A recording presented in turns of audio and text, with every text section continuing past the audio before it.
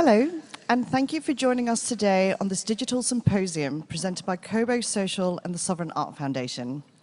We have a series of segments about art in Hong Kong, discussing people, place, and practice. First up on the agenda is a panel about the evolution of art, of the Hong Kong art scene and how the landscape has shifted. I'm pleased to introduce Angela Mackay, Managing Director of the Financial Times and Trustee of the Sovereign Art Foundation, who will be moderating this panel. Over to you, Angela, to introduce your panelists. Thank you, Tiffany. So I'm delighted to be here today with three very, very well-informed members of Hong Kong's art community. Tiffany's already introduced what we're talking about, and it's about the Hong Kong art scene, which, if you've been here for 25 years like I have, has really changed a lot during that period.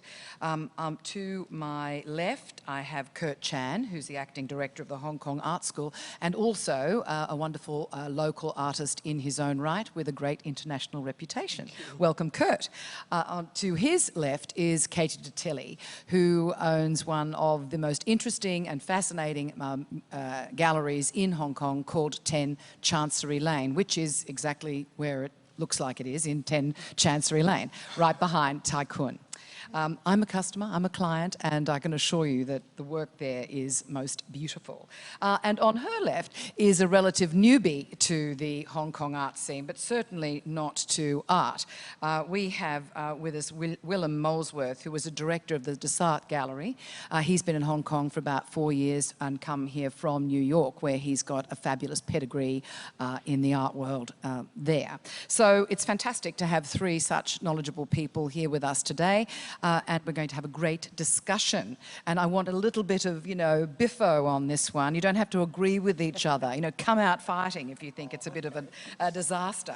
So my first question, of course, is because we're involved in a commercial, art, like lots of things in Hong Kong, we all appreciate it, but we also are very interested in who's buying it. So who is buying art in Hong Kong today? Where is the primary market that we are addressing?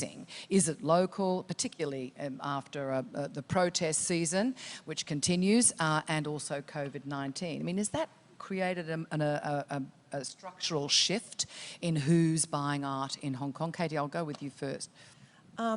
Well, I would say that it's still the same. I mean, we have a growing local audience buying art, right? And so since I've had my gallery for 19 years, I've seen that really, the birth of that happening.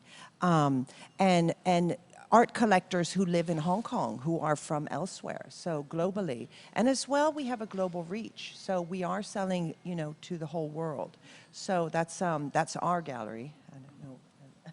Yeah, I would say the same. Hong Kong has always been kind of an international business hub, and clients from all across the world are coming here for whatever kind of business they're doing, and they also like to buy art here, and that is still true despite everything that's happening.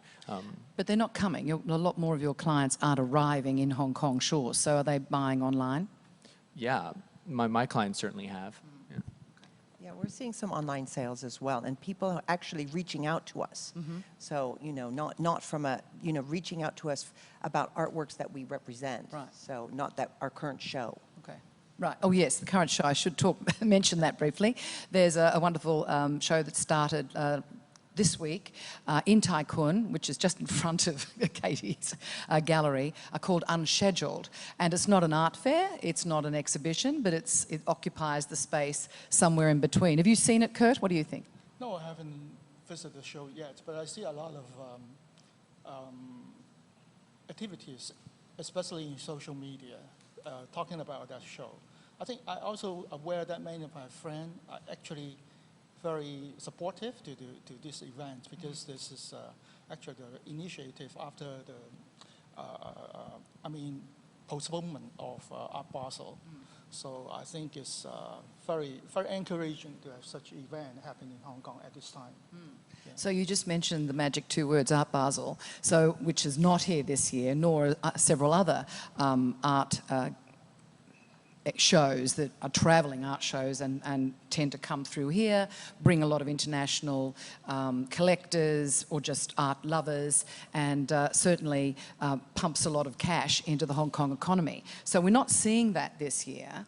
So what do you think, Kurt? Do you think it's the end of the big art fair? No, I don't think so. I mean, as far as Hong Kong is an international hot place for people to visit, I think Art Basel will still go on. Or even Art Basel is not coming, there will be another art fair. I mean, we're very strong. We have a very strong market in Hong Kong, and I think in Asia we do have a very good exposure to everywhere. I mean, there are so many international galleries now situated in Hong Kong. The other thing I noticed is there are many, I would say, guerrilla or NGO space popping up. And when you talk about sales earlier, I think there are more exhibitions responding to the social unrest, and they do hold exhibition and also sometimes raise money for supporting some younger artists at this time too. So for you two as gallerists, obviously that was a great convening, the great convening power of the fairs is something that is very useful to you.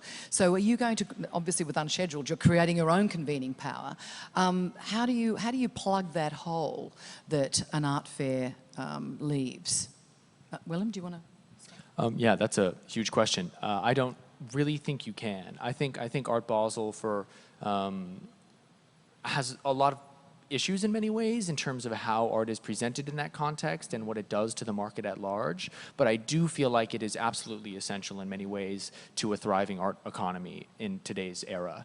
It allows for an international convening of market forces and players across from institutions to collectors to curators, galleries, you name it.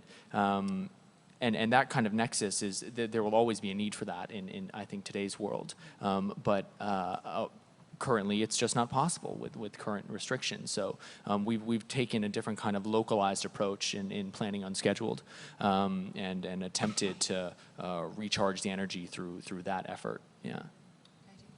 So, you know, although the art market or the art fairs around the world have grown and grown, that there's just so many today, I'd have to say that Art Basel in Hong Kong is one of the most unique art fairs to see a really wide variety of art from the Asia Pacific, which no other fair in the world has that to offer. So international collectors can come here and see those works, and as well for regional collectors to see the artworks coming from the West and you know, and the South and all over the world elsewhere. So I think that is so important, actually, that one fair for that communication and also for museums worldwide.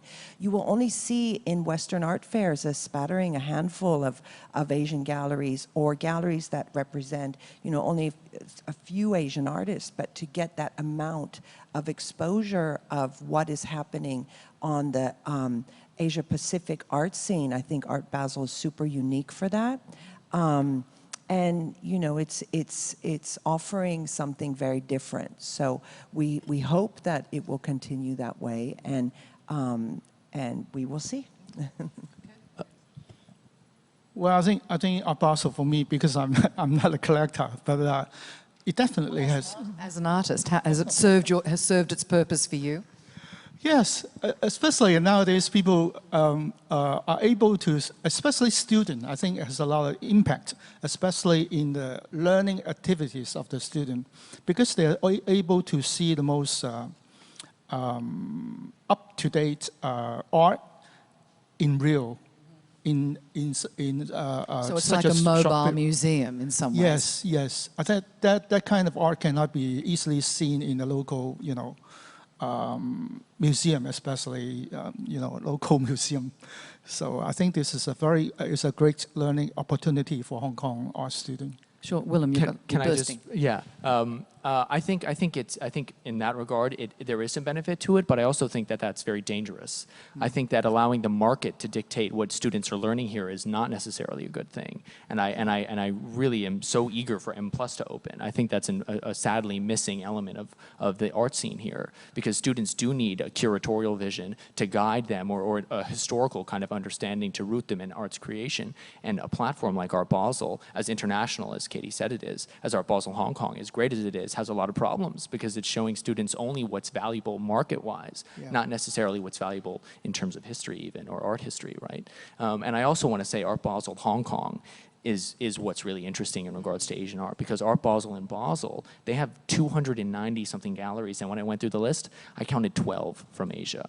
So that's, I think Asia is still sadly quite underrepresented throughout the rest of the world. Yeah. That's true. I mean, not many local art gallery are being able to present, because I know that they have a quite stringent restriction. You need to grow to a certain level in order to get into Art Basel. But the other thing that you mentioned, that students may get maybe some negative influence on them, but I don't really worry that much, because there are so many different kinds of art being taught in the school, especially conceptual art, and not many conceptual art work are able to be shown in this kind of art fair. So I would say there are many different sources of learning available in Hong Kong, but Art Basel is just one way for them to learn. This is not the only learning platform for them. So just while we're on students, how have, I mean, it's early days yet, but you mentioned already pop-ups and NGOs sponsoring young artists at the moment and their work. How has the protest movement and latterly COVID-19 impacted young artists here in Hong Kong? Because that's a unique cocktail, frankly, in the world. So surely that's going to promote a flowering of interesting work. Have you started to see that among your students? Yeah, actually, I think in the past few months, I see there is more strength in the work of art in the younger generation. One of the reasons is in the past, students are very interested in the form, in the visible form, but content-wise, there is lacking weight, because Hong Kong is always seen as a place of having material life, and actually the younger generation doesn't really think a lot about, social, for example, social justice, those are very big things. Well, we know that's not true now. Now, because of the social event, so you can see a lot of young generation responding and try to think about the future, because the future, for them, it's more important for them than the elderly, because elderly has been, here for a long time. But for them, they still have, like 40, 60 years to go. So they really care about the future. And when they care about the future, they need to think about, okay, what is the purpose of life? Shall it be a more fair society? All these kind of things come up to them. And naturally, this kind of thought will be expressed through their art. Exactly. So have you seen a different kind of art vibe over the last 12 months then, since we've had a much more volatile situation in Hong Kong? Well, I've seen, first of all, it's changed very quickly, the whole Hong Kong art landscape.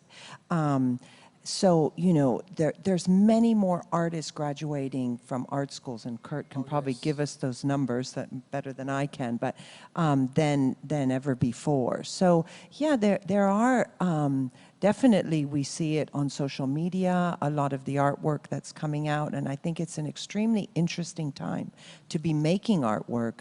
And we have seen a big amount of artists who are taking on very impassioned subjects that are happening. And Kate, where do you find fresh talent in Hong Kong? I mean, how do you source potential shows from the younger community here, fresh graduates or even students? Well, actually, that's interesting, because we just opened a show a week ago, last Thursday. And 2 weeks before that, I saw on Instagram of a young artist called Jerry Lee, who's a graduate from Hong Kong Baptist University. And I invited him to be in my show. Wow, lucky him.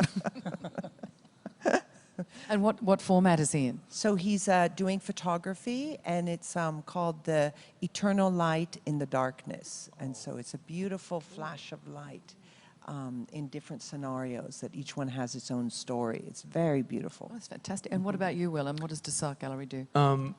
Well, in response to your first question about how the protests and everything have affected the creation in the scene here, since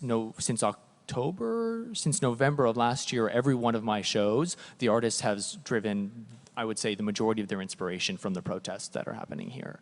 In November, we did a show for a local artist named Mackay too, and the multiple series of works that she made were all about what Hong Kong is going through and exploring this notion of what it means to be from here and what it means to call this place home when it has so many kind of parallels running alongside, which seem to be totally at ends with each other.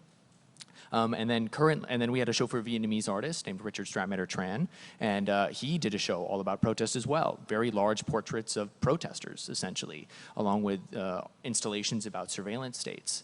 After that, we did a very major installation that would have been shown at Art Basel by another local artist named Andrew Look in their Encounter section, and that also was entirely inspired by the protests. It's kind of like a futuristic, dystopian, abstract, mobile cityscape, and it's very eerie and very kind of disturbing installation in many ways, despite also being beautiful, of course, and it was a direct result of the protest. So I feel even within my own program, I've seen an immediate impact in the artistic creation of artists. Right, and what about the numbers of students that have been coming through, to Katie's point, the numbers of students that have been going through art schools in Hong Kong? Obviously there's a lot more opportunity to learn about the art world from a commercial point of view, but obviously from a creativity, from the point of creativity. So you've been able to observe that over a few years. How have you, what are your observations on that? We're better off, right? A lot better off. Yeah, the change is quite drastic. Before the year of 2000, there is only one institution providing tertiary education in fine art, which is Chinese University. And after, in the year of 2000, there is another new school coming up. It's Hong Kong Art School under the arms of Hong Kong Art Centre. They produce around 50 graduates each year.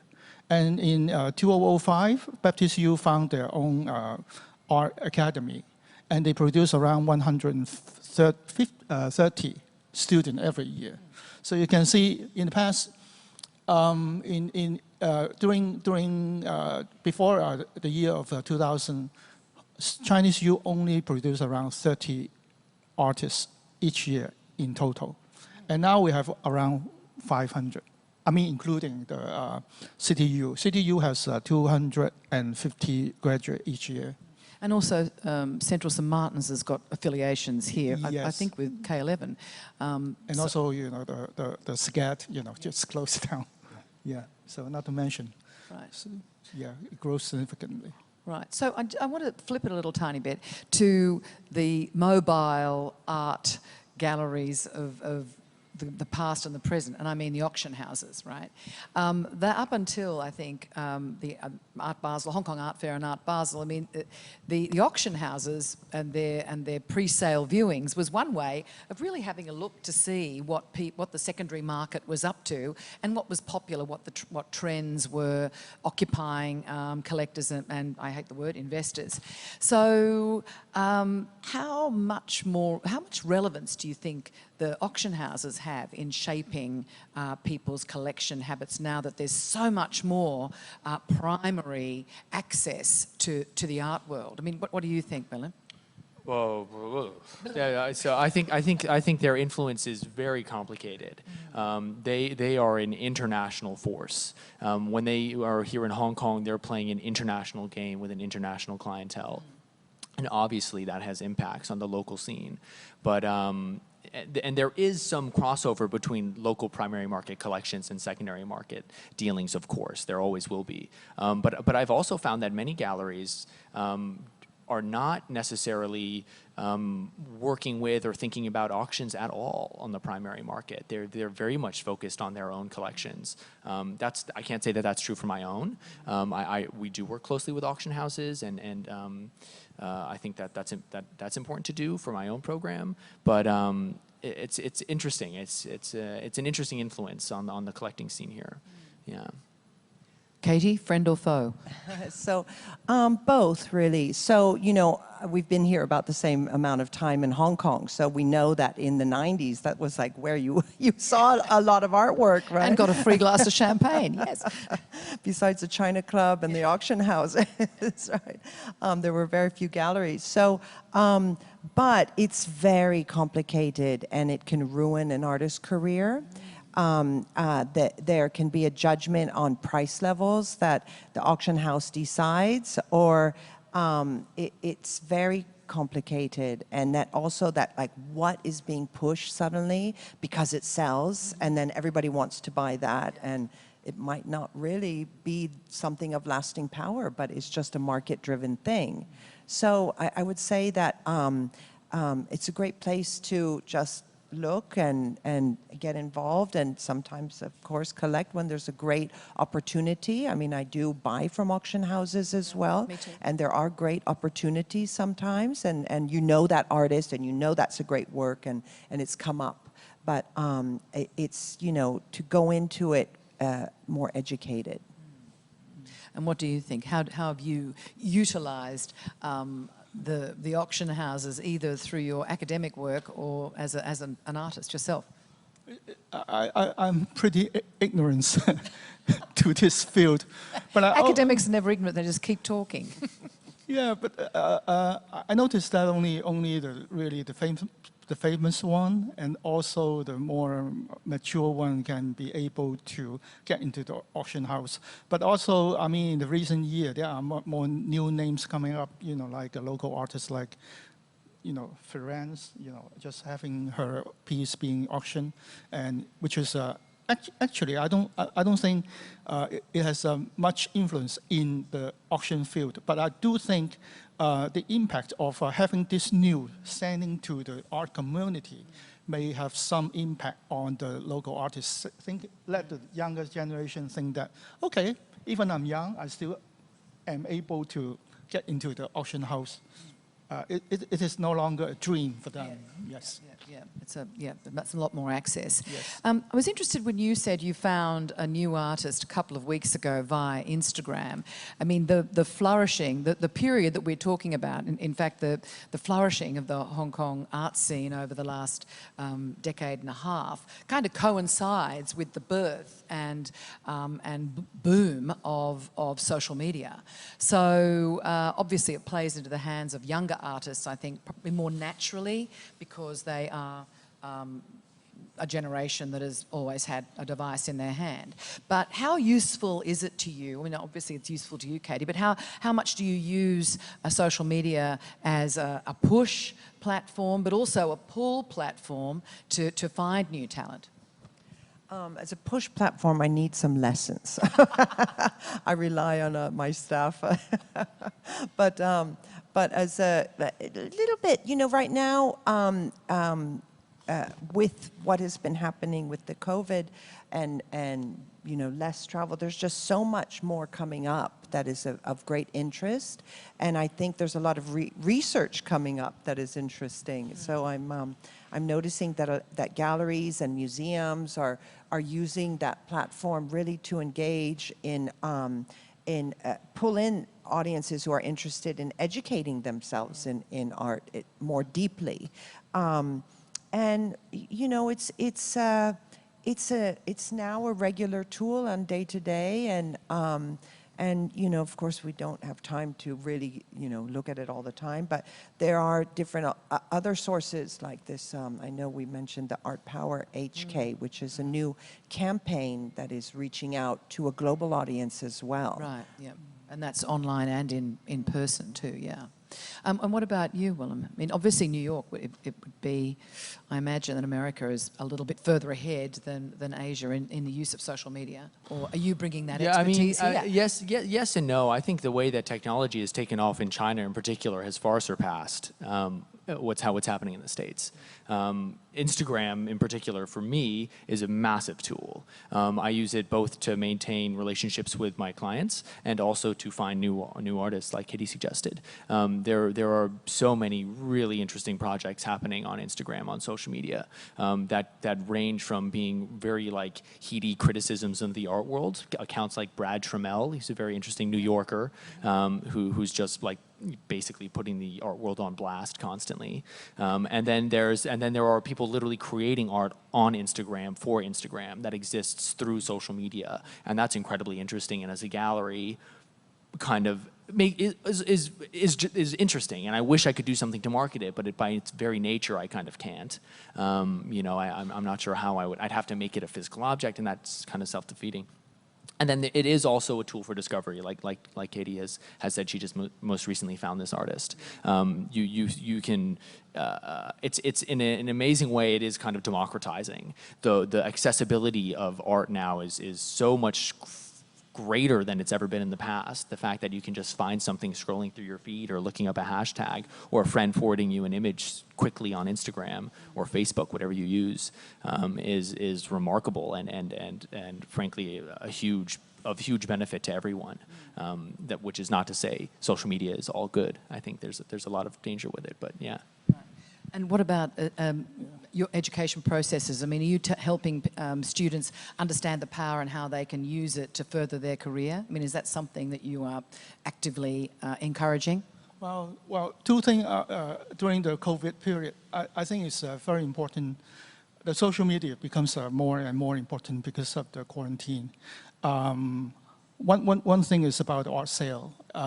There is something like a campaign. It's like affordable art sales online. Every work, if you're an artist, you can just post the image of your work and sell at the price under 2,000 Hong Kong dollars. And that is aroused a lot of attention, and many people really buy it. I think it's a good sign because not many people are rich, but they are able to afford some art. Even the quality, some are good, but some are not very good. But still, I think it's good to take this opportunity to start the collecting habit. I think this is good. First, it was generated overseas somewhere, and then now, and afterwards, it was in Taiwan, and now in Hong Kong. So this is one thing. The other thing is because many gallery and museum has closed during this period of time, so there are so many online tour exhibition. So student or audience are able to check out the work through internet, through social media. And we are going to launch a course called Online Art Appreciation. By making online art appreciation. Yes, by making use those resources available online. For example, Tate has some online exhibition, so we can have somebody to introduce the work verbally and answer some question online. I think this is something that we newly developed because of people get used to this kind of becomes using Zoom, using online to appreciate art becomes one kind of habit now.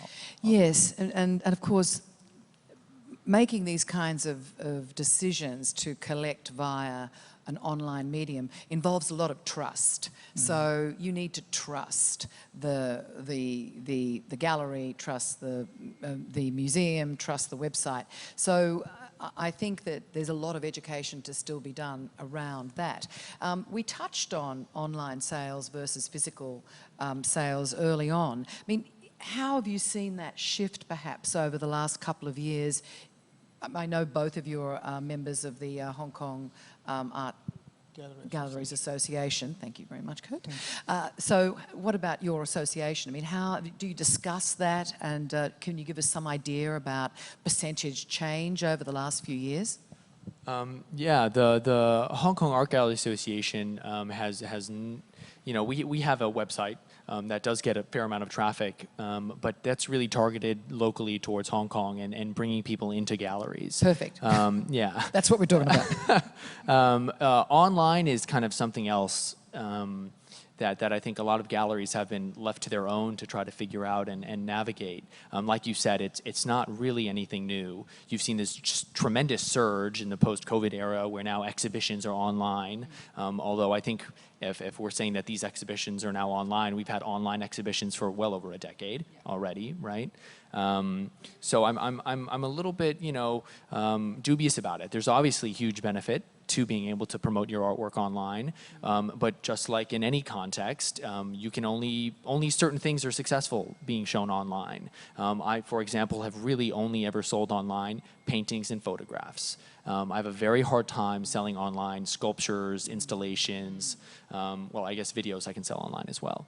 But really anything outside of those is kind of a challenge. And frankly, the more colorful it is, the better it is to sell it to, right? Which is also kind of like, oh God, right? We're all magpies. We like shiny, bright things. Mankind, right? But it is interesting and obviously I think an important tool to get through current challenges. But I do think it's a supplemental fix and not a permanent one that will hopefully, I don't think it's going to take over physical art exhibitions. But don't you think the blended world is here for good now? The blending of the online and the offline? Yes. Well, I don't see, I'm seeing more people who know that artist coming to us online. So they're not just randomly like, oh, I like that, how much, I'll take it, right? So I love hearing what you're saying, that Hong Kong artists are putting things and because what that does is it starts the inspiration of loving art, right? Acquiring art. And that's so important to, the market is important for artists to exist. So it's not a bad thing. So we, getting more of an audience of people inspired to want to have an artwork in their home or, and start to collect. I think that's really important to allow artists to thrive as artists. But really, I don't see just putting up a show and, selling online, like that. It's more people looking for that artist, or they know the gallery and they know our program. So that, there's a relationship. They're expecting you to tell them a story. Yeah. Yeah. Yeah. Okay. So I might not know that person, or I might know that person, but they either know the artist or they know the gallery. And so it builds from there. Yeah. Have you got an observation on that, Kurt? Well, online, Don't worry if you don't. online nowadays is so important because all my students are doing research online, and also when they present an artist, that they never see a real work of them. They still, talk about the work of the artist. Of course, I think the images you see online is not comparable to the real experience, to the real work. Every time when I take a photograph of my own work, when I look at the photograph, I don't feel the same thing. I mean, many of the details were missing. One of the things, of course, is the scale, texture, and very intricate feeling about the material itself is irreplaceable through the digital media. I mean, digital media can hardly capture every detail. But I also noticed there is some other development that many artists are using the online platform to create art. So the media itself is digital by nature. So it doesn't really lose too much thing by looking at your laptop or your screen. But for more material-based work, I don't think the experience can be superseded or replaced by the digital media. So just to change tack a little bit, so let's say art fairs are not coming back to Hong Kong. Come back to our home topic here. Is the scene sufficiently advanced, is there enough impetus? Is there enough fuel in the tank to keep accelerating? I know that there's a lot more diffusion of galleries. There are more galleries on Kowloon side, certainly on the other side of Hong Kong Island, to your point. Is there enough fuel in the tank? Is M+, Tai Kwun, other physical art outlets for people to appreciate and learn? Is there enough happening already to kind of keep it going? What do you think, Kurt? I really don't want to see the Art Basel or International Gallery to go. The question is really difficult for me. One of the reasons is, as I mentioned earlier before, that we are producing so many students nowadays. So if there is not enough places for them to exhibit their work, or not enough, I mean, the ecology itself is not just composed by one part, but they are composed of many different stakeholders with different talents to get together. Nowadays, I think, I mean, before the social unrest or the COVID-19, I think it's almost like everything is in place, basically. But it's like a take-off point to a higher level. Yeah.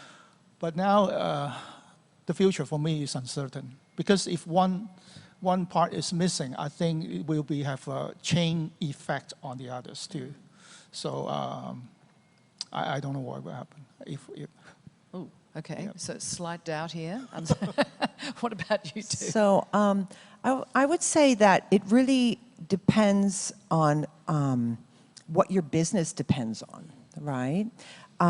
When I first opened my gallery 19 years ago, there were not many galleries. So a lot of people really wanting to see what they can collect, what kind of art is out there. So a very big audience. Now there's a lot of galleries, so a lot more competition. But you know, there's just so many stories to tell about art in the region, and you know, my gallery is more about the region. And you know, we continue to tell those stories, and as long as we can survive during this time, we'll keep going, right? Of course, we did very good business during Art Basel, so we'll see. But you know, we just continue to tell those stories, and with passion, and I think that most of those businesses that are tied to art do that. So as a primary art dealer, you know, we don't do much secondary. We are telling the story of the artist from the studio to the first audience, of first inception of its seeing, right? So it's all risk. It's always all risk. You don't make a secondary market in your own artists at all? Very little. I mean, I know that the Sarthe Gallery works differently, but very little. Mm-hmm. And how do you work differently? Well, in regards to the secondary market, so our gallery, Pascal established the gallery in 1977, so it's been around for quite a long time, and there's kind of two sides to it. The one side is representing emerging contemporary art from kind of Asia, and that's really what I oversee, and then there's Pascal really oversees this kind of secondary market side of private dealing, selling works of art that would be considered blue chip from the most important kind of modern masters and things like that as well. So those things are, they're quite different markets in many ways, and it helps the primary market. It helps. It does help. For it does them to be able to promote the primary art. And like Katie said, part of the real strength in having this with Indus Art is the fact that when our contemporary artists do end up at auction, we know how to handle the situation, right? We're very experienced when it comes to navigating the auction houses and their potentially, like you said, very negative impact on an artist's career. So we can leverage that to actually work in our favor. Yeah. Right. And Kurt, what about the secondary market in your work? Where do we find that? I don't show. But you must have collectors. No. Because I've been teaching in the university for so long, and I don't see myself as artists in the market yet. Yes, but I just retired, so I'm working on it. Yeah, I'll work harder. We want to see it. Yeah, please, yes.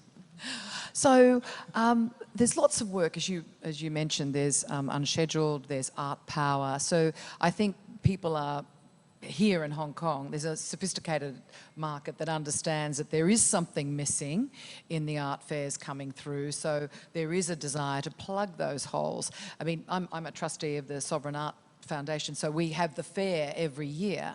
Well, in the fairs we promote our own competition, the art prize. I mean, how important do you think prizes are to young artists?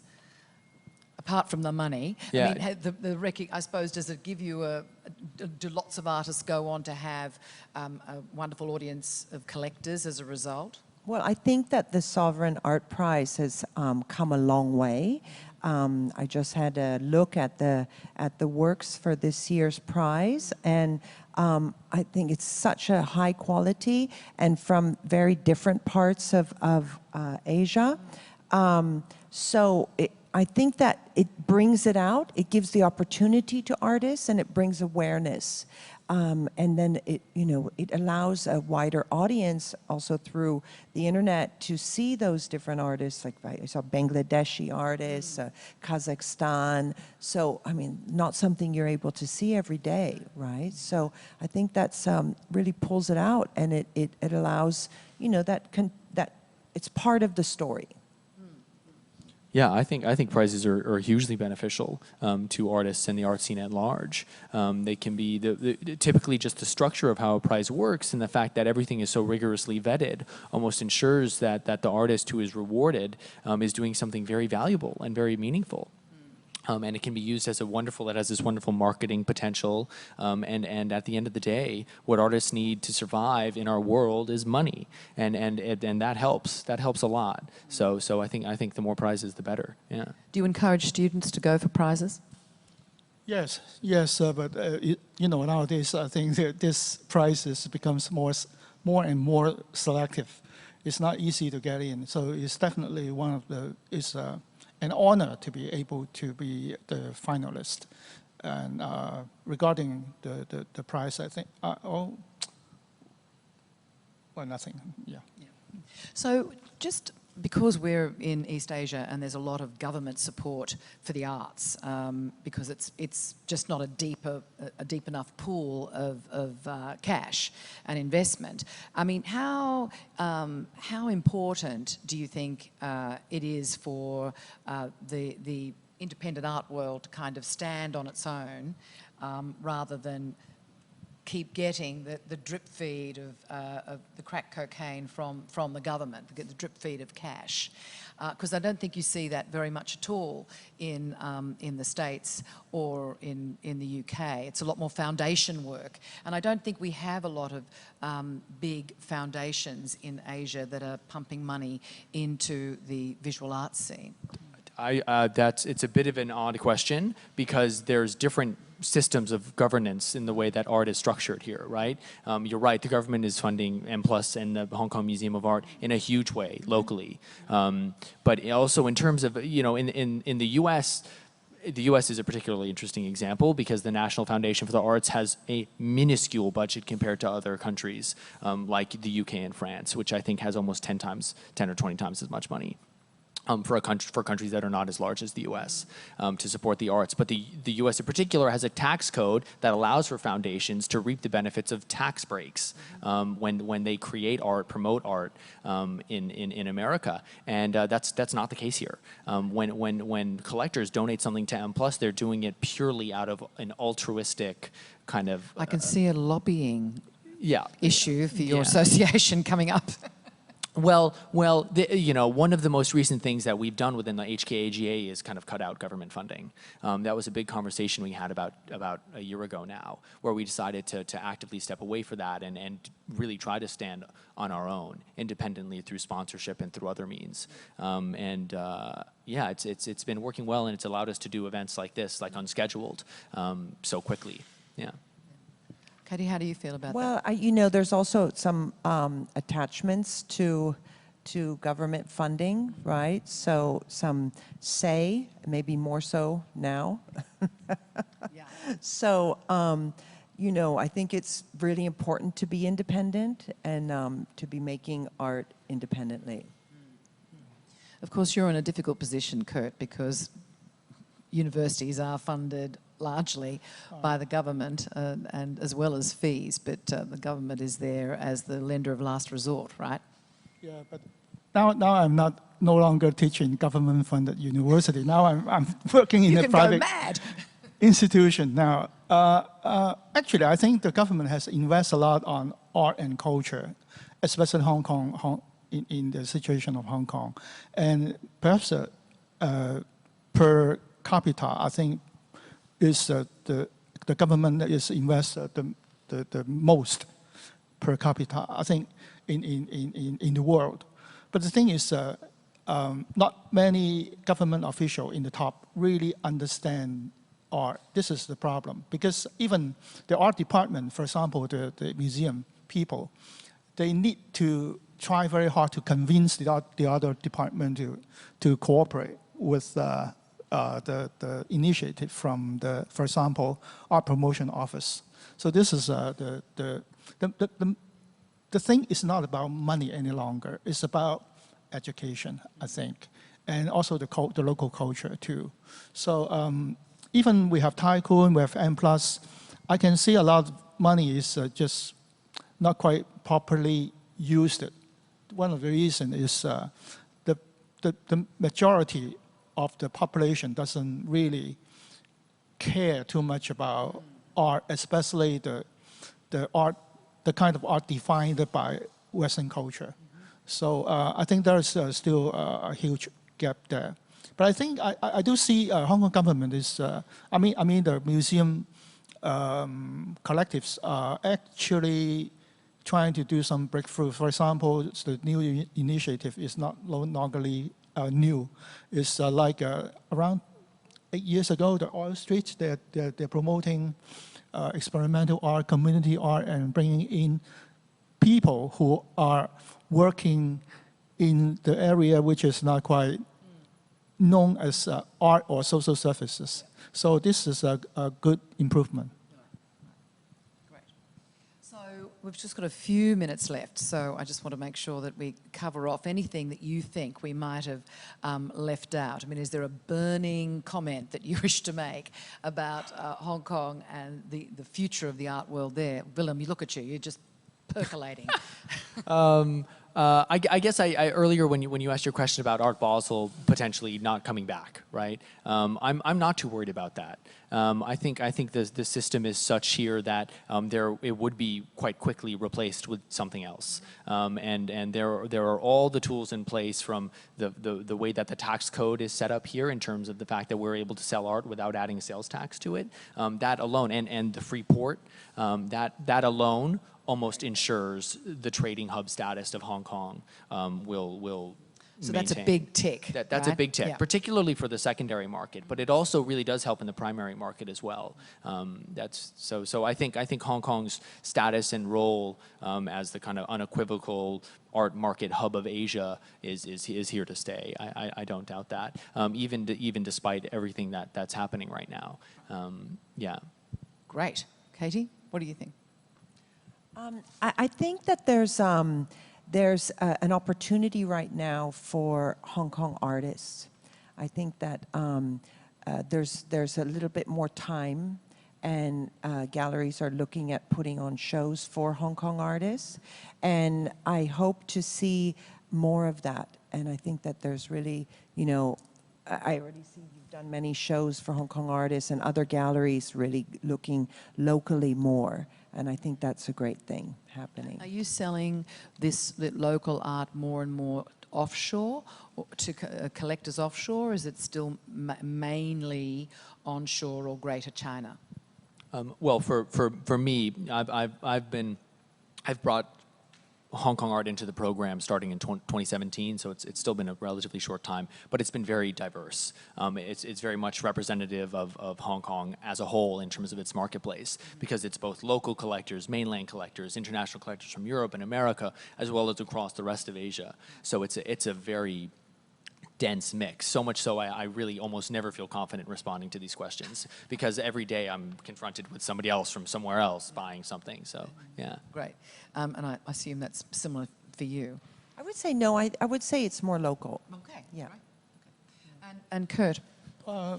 I think the creative energy has been accumulated in the past 20 years, and it is not stoppable.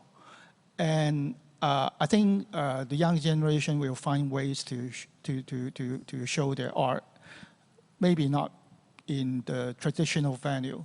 So if the present model of art market is inevitably fade away in the future, then we might be able to define a new art market to cope with the local creative energy.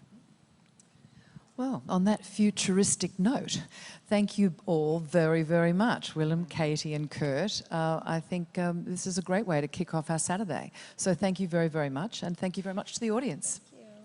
Thank you. Thanks.